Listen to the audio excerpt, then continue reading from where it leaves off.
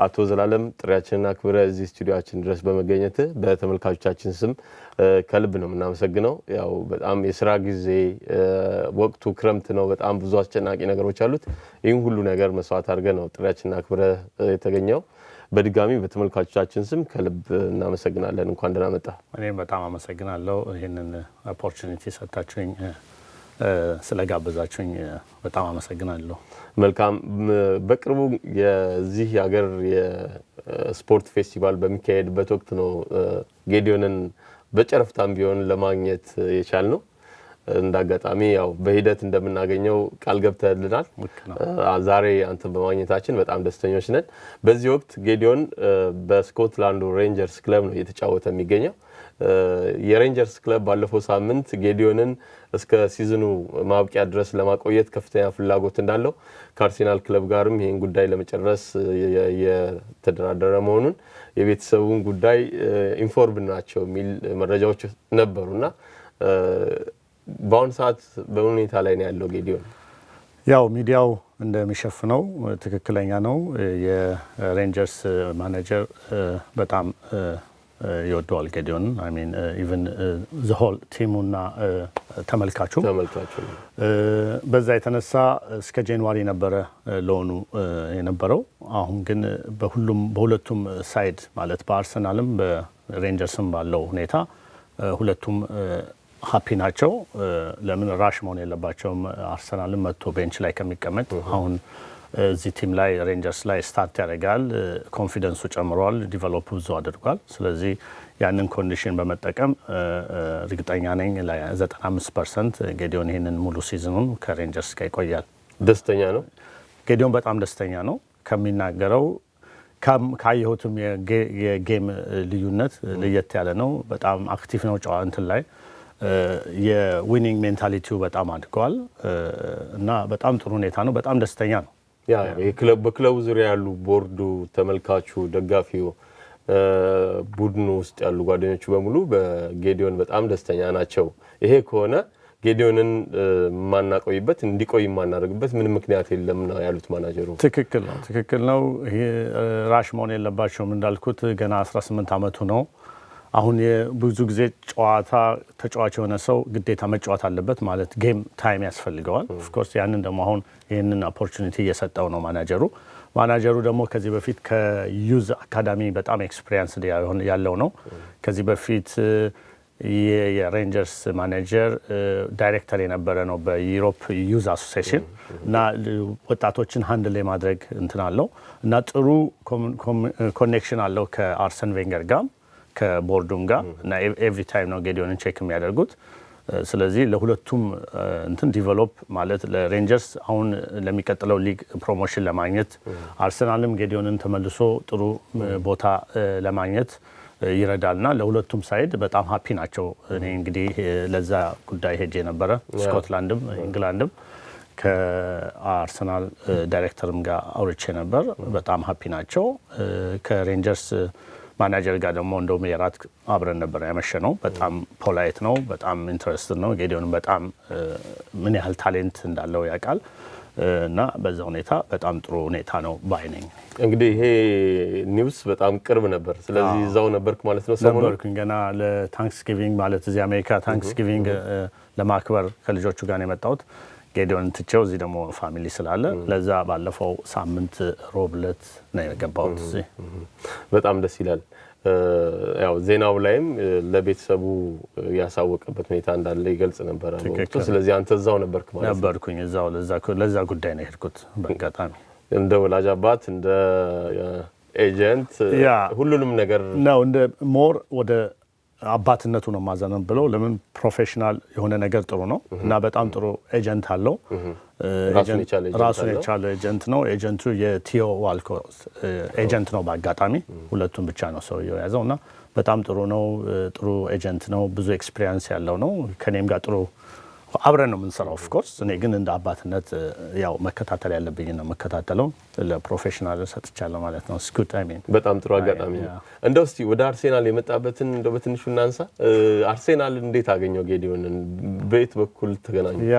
በጣም የሚገርም ነው። የአርሰናል የማይታሰብ ነው። ቢኮዝ እኔ ከጀርመን ወደዚህ ሙቭ ስናደርግ መጀመሪያ አፕሮች ያደረገው የነበረው የስፔን ቡድን ነበረ ስፖርቲንግ ጊሆን የሚባል አሁን አይገስ ላሊጋ ውስጥ አሉ ባለፈው ወርደው ነበር ያን ቲም በጣም ወደውት ነበር ገና 13 አመቱ ነበር እና በዛ የተነሳ ነው ስፔን ሄጄ በደንብ እንትን አድርጌ ነበር ግን ቱ ያንግ ነበር በጣም ልጅነት ስላለው አልፈለኩኝም እዛ ሙቭ እንዲያደርግ ግን ሂደቶች ከአንድ አመት በኋላ እንደገና አፕሮች አደረጉት እና በዛው ኮንዲሽን የኔ ማስተሳሰብ ሁሌ እንደምለው ጌዲዮ መጀመር የነበረበት ወይ ማለበት ብዬ ማስበው ከአነስተኛ ቲም ነው ቢኮዝ ቀስ ያለ ባደጉ ነው ለምን ፕሬሸር ይኖራል እንደ አርሰናል ያለ ትልቅ ቲም ግን የአርሰናል ስካውት እዚህ ሪችሞንድ አካባቢ የሚኖር ነበር እና እሱ ብዙ ጊዜ ጌዲዮን ሲጫወት እዚህ አካባቢ ሃይ ስኩል እዚህ ሬንጀርስ የሚባል በአጋጣሚ ደግሞ ሬንጀርስ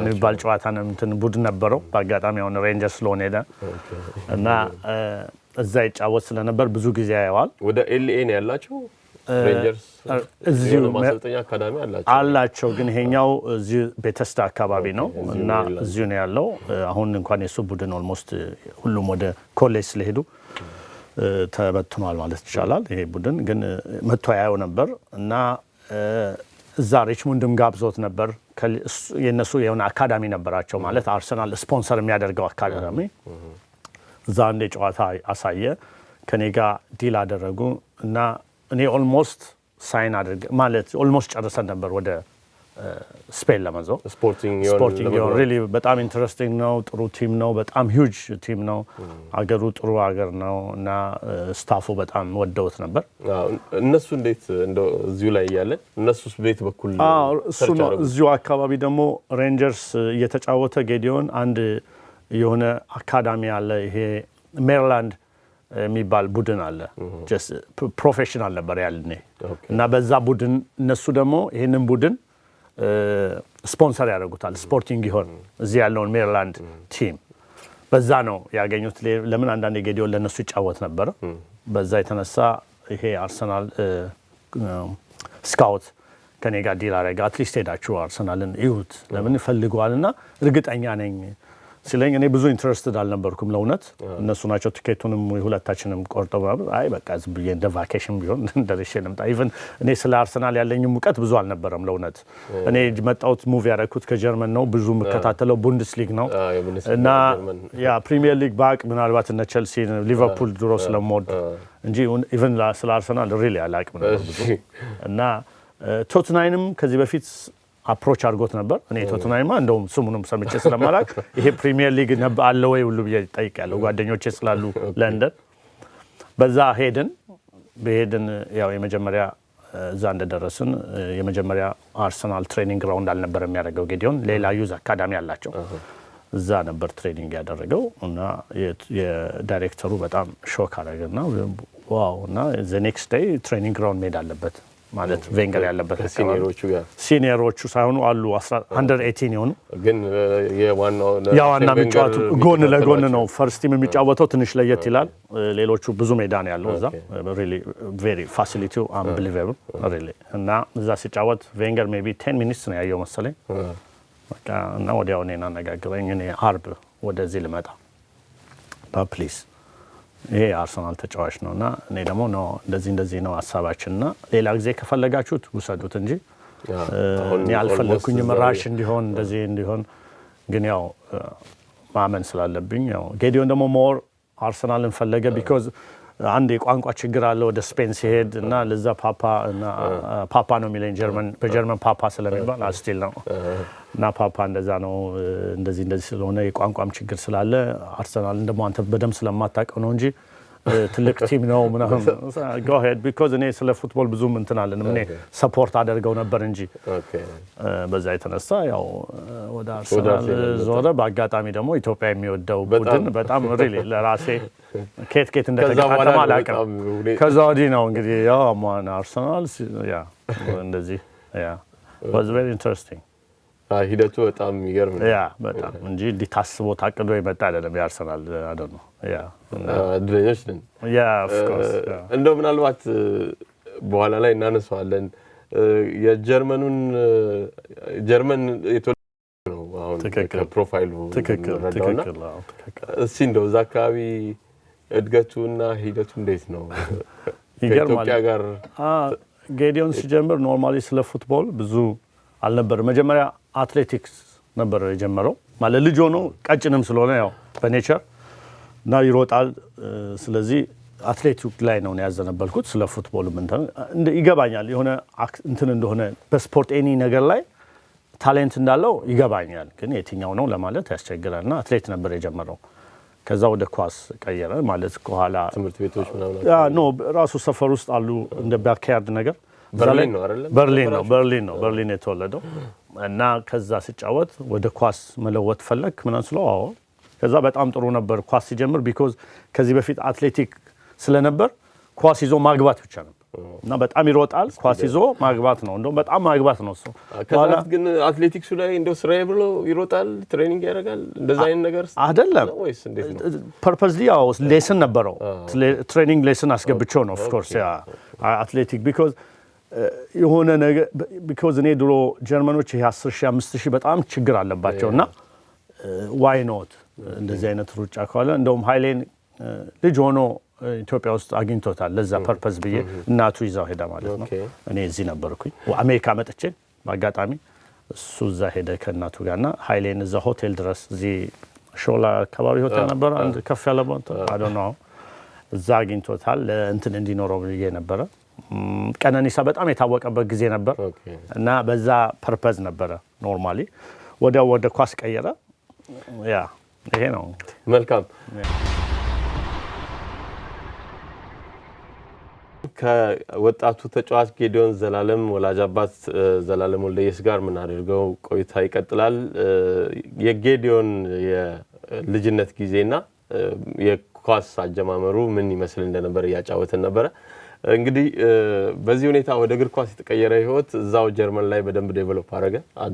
አዎ በዛ ላይ እንዳልኩ ፍጥነቱ ጥሩ ስለነበረ በወጣት ቡድን ውስጥ በሰፈር ውስጥ ማለት ነው ሰፈር ውስጥ አለ በየጀርመኒ በየሎካሉ አካባቢ እዛ እየተጫወተ እንዳልኩ በጣም ፈጣን ነው ያገባል እና በዛ ኮምፕሌን ሪሊ ብዙ ቤተሰቦች ለምንድን ነው እሱ ብቻ የሚያገባው እየወሰደ እና ኳስ የሚያቅሰው ያውቃል። በቤተሰብ ብዙ ጭቅጭቅ አለ ከላይ አያቀብልም እና በዛ ጌዲዮን ሚድል ፊልደር የሆነው በሰው ነው ማለት ይቻላል ሪሊ እና ቢኮዝ ብዙ እንትን ይላል በኋላ ያው ከኮቹም እያቀበልክ ነው ጌዲዮን ለምን ፈጣን ስለሆነ እየወሰደ ማለት ነው። በዛ ይመስለኛል ሪሊ እውነተኛ ጥሩ ሚድል ፊልደር ይወጣው እና ከዛ ወዲህ ብዙ ማቀበል ለመደ።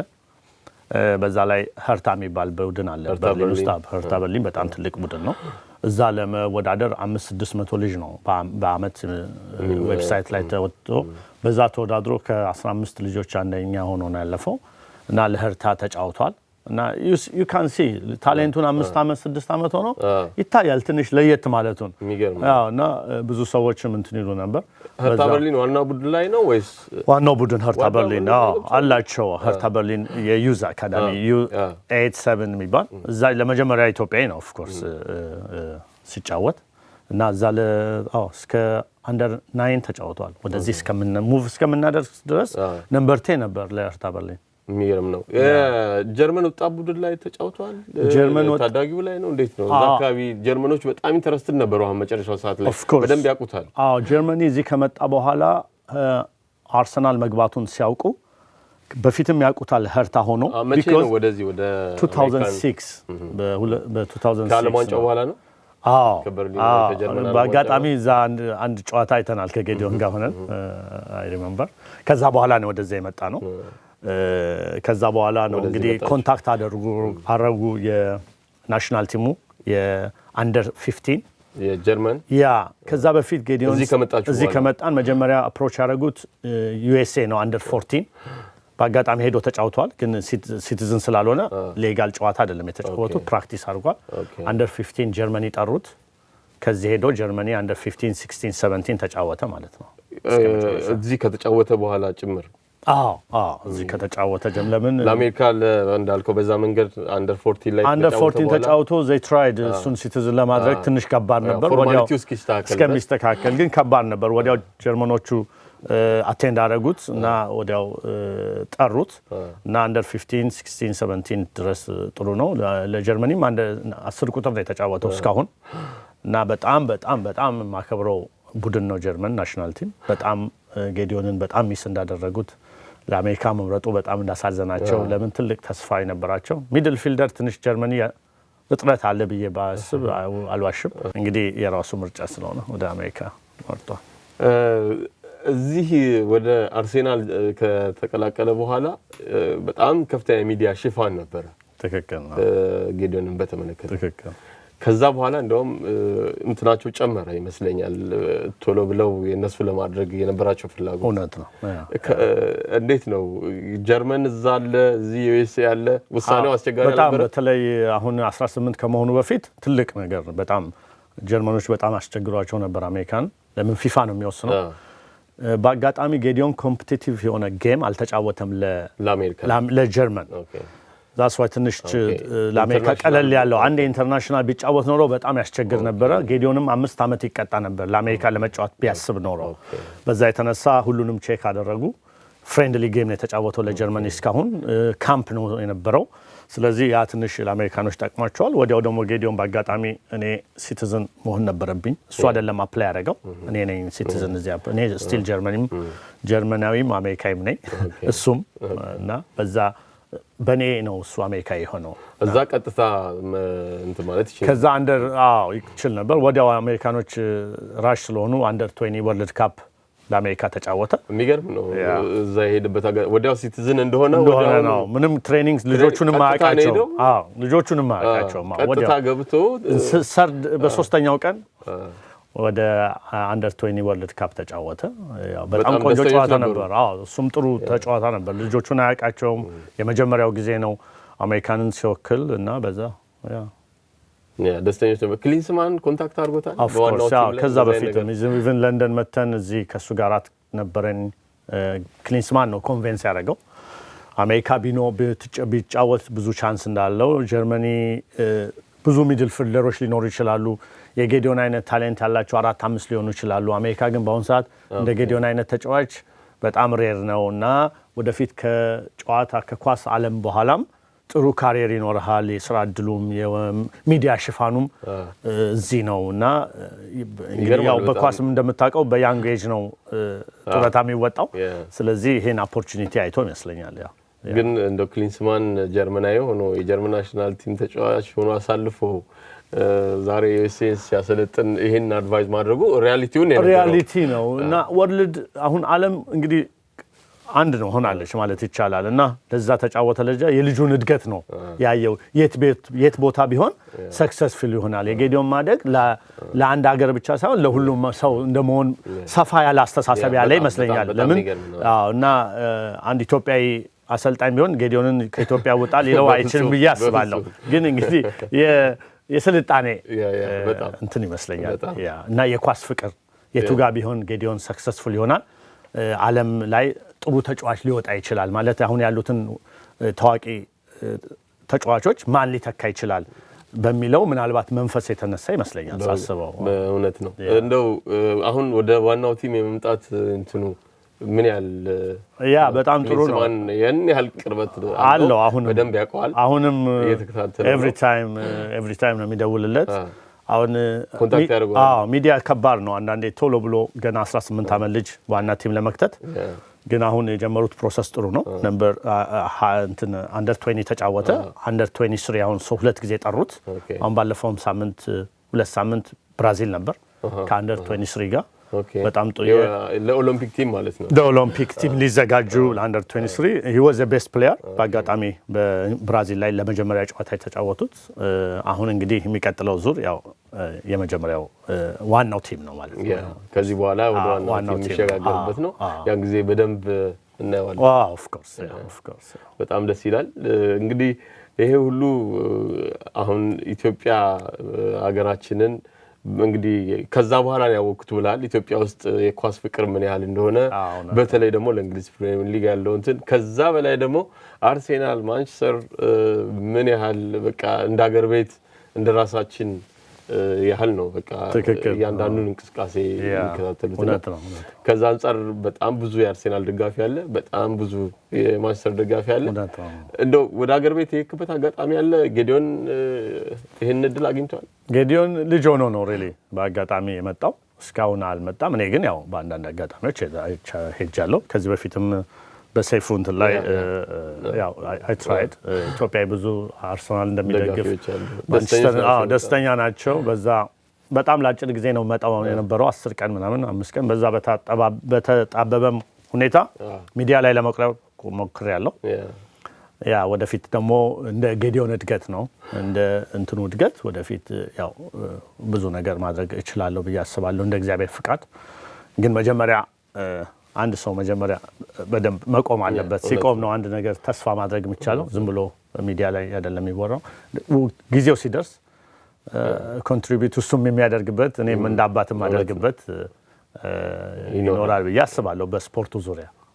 እንደው አርሴን ቬንገር ወደ ኢትዮጵያ አይናቸውን የመመለስ እንደው ጌዲዮንን ካዩ በኋላ ሌሎችም እንደዚህ አይነት በር የከፈተ ይመስላል። አሁን በዚህ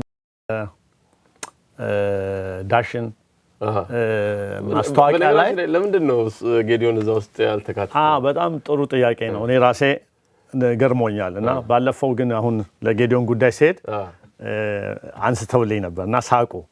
ምንድነው ጌዲዮን ያልተካተተበት ምክንያት በእንደዚህ በመጠጥ አይነት ማስታወቂያ ላይ አትሊስት አንደር 20 21 ዓመት 22 ዓመት መሆን አለበት።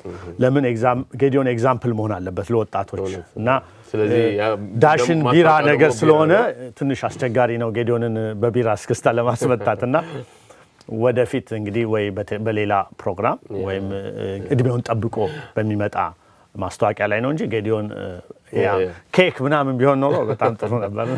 እስክስታው በጣም ደስ ይላል። ግን ባይዘው ግን ኬዙ የጌዲዮን አንደር 21 ስለሆነ አትሊስት 21 22 መሆን አለበት 22 23 ዓመት እንደዚህ አይነት ማስታወቂያ ለማሰራት። ጌዲዮን ስለ ኢትዮጵያ እግር ኳስ ስለ ኢትዮጵያ ስፖርት ያለው እንደምን ያህል ነው? ይከታተላል። ብዙ የሚያወራ ልጅ አይደለም።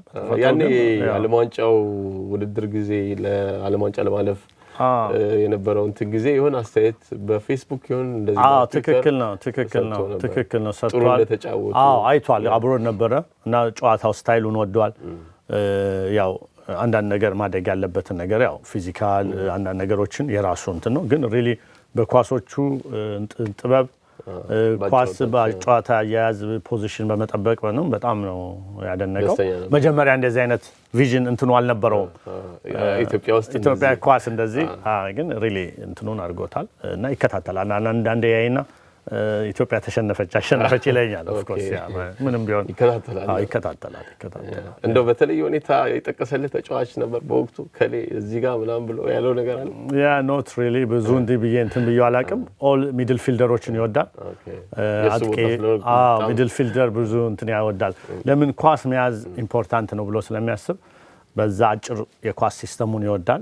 ለምን ስታይሉ የአርሰናል አይነት ስታይል ስለሆነ አጭር ኳስ ብዙ አጭር ኳስ የሚይዙም ሰክሰስፉል ናቸው።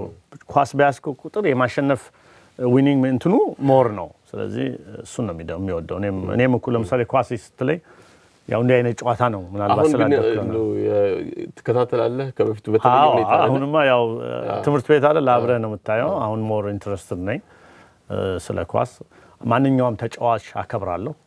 ፊልድ ላይ በየትኛውም ሊግ የሚጫወት ተጫዋች አንድ ተጫዋች ፊልድ ላይ ካየሁ በጣም ነው የማደንቀው። ቢኮዝ እዛ ላይ ለመሆን ትልቅ ፈተና ታልፎ ነው የሚደረሰው። ሰው እንደ ውጭ የሚታየውን ማለት አይደለም። ሪሊ ለመመረጥ ራሱ ስታርት ለማድረግ ከትሬኒንግ ጀምሮ ሳምንቱ ሙሉ ፈተና አይቶ ነው 11 ተጫዋች ለመመረጥ መከራ ነው። እድል ሁሉ ይመስላል። እንደ አርሰናል አይነት በተለይ ትልቅ ቡድን ኮምፒቲሽን ያለበት ኤቭሪ ታይም እንደ ወታደር መሆን አለብህ ለ11 ተጫዋች መጀመሪያ ለመሰለፍ እና ያንን ማንኛውም ሊግ ላይ አንድ ተጫዋች ነኝ ያለ የሚቆም ሰው በፉትቦል ታሪክ ቀላል ይመስላል፣ ግን ማንኛውም ሰው መከበር አለበት ነው ማለት ነው። ሪሊ በጣም ከባድ ነው። በጣም ከባድ ፕሮፌሽናል ነው። በነገራችን ላይ እንደው በተለየ ሁኔታ የሚያደንቀውን ተጫዋች ታውቃለህ? ጌዲዮን ለማን ነው የተለየ እንትን አለው? ሮናልዶ። ጌዲዮን ኖርማሊ ሮናልዶን ያደንቃል። ቢኮዝ እሱም የሪያል ማድሪድ አድናቂ ነው ጌዲዮን። እኔ ብዙ ጊዜ ጌዲዮን ስታይልህ ባርሴሎና ነው ምለው። ለምን እኔ ምናምን ማለት የባርሴሎና ስታይል ስለምወደው፣ እሱ ግን እውነት ከፍቅር ሪያል ማድሪድን ይወዳል እና የሪያል ማድሪድ ደጋፊ ነው ማለት ይቻላል። ደስ ይላል በጣም። የሮናልዶ አድናቂ ነው። ሜሲንም ያደንቃል። ታሌንታቸው የተለያየ ነው የሚለው። ሮናልዶን ሃርድ ወርከር ነው፣ በዛ ነው ውጤት ያገኘው። ይሄኛው በኔቸር ጊፍትድ ነው ብሎ የሚያስበው፣ ብዙ መስራት አይጠበቅበትም ሜሲ። ያኛው ግን በሃርድ ወርክ ነው እዛ ሌቭል ላይ የመጣው ነው የሚለው። በትክክል እውነት ነው። እንግዲህ አርሴናል ጌዲዮን ቋሚ ተሰላፊ ሆኖ የምናይበት ጊዜ መቼ ይሆን? እኔ መቼም ቅርብ ነው ነው የምለው። ያው እንደምታዩት የአርሰናል ተጫዋቾች በእድሜም ትንሽ ገፋ ያሉ ናቸው በአሁኑ ሰዓት። አትሊስት 3 ተጫዋች ኔክስት ሲዝን ላናይ እንችላለን ብዬ አስባለሁ ካለው ሁኔታ። እነ አርቴታ ሌላ 1-2-3 ተጫዋች አሉ።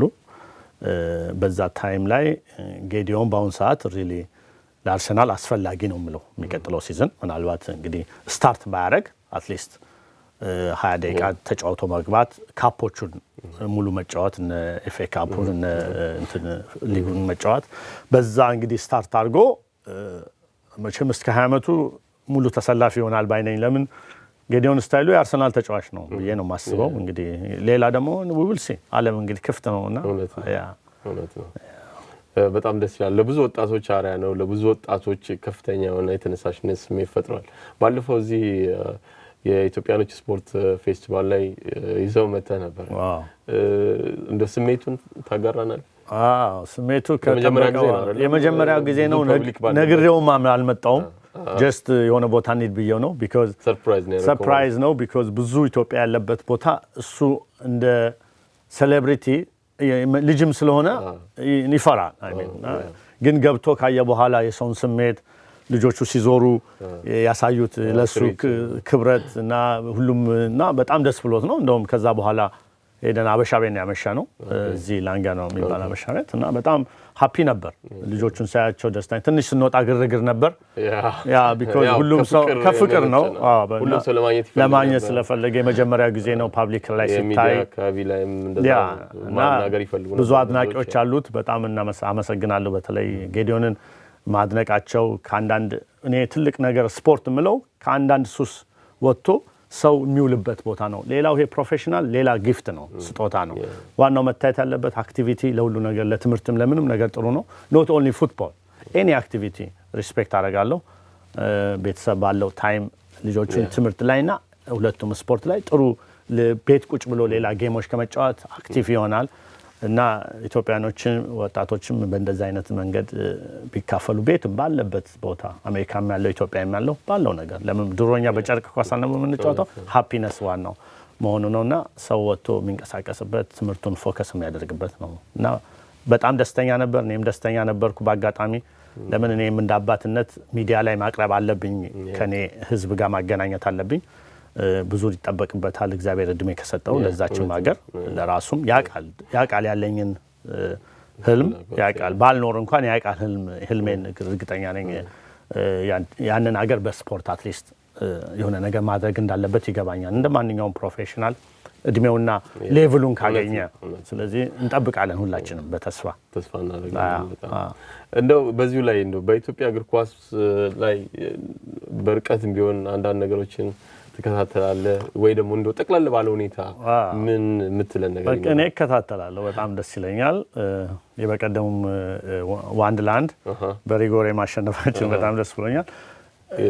ፊዚካሊ እና ፐርሰናሊ ባላቀውም አዲሱ ማኔጀርን ካነጋገሩ በጣም አደንቃለሁ። ፕሮፌሽናል ነው፣ እሰማለሁ እና እይታው ከሚናገረው መቼም ሰው ከሚናገረው ነው እውቀቱ የሚታወቀው እንደሚያነበው እና ሳይ በጣም ጥሩ ጄጅ ያለው ነው። ጥሩ አመለካከት አለው። የሰውን ድጋፍ ይፈልጋል። የራሱን ዲሲዥን ይወስዳል። እንደዚህ አይነት እንትን ጥሩ ነው ማለት ኮች። ሌላ ኢትዮጵያ ውስጥ እሱም እንዳለው ማደግ ያለበት ከታች ነው።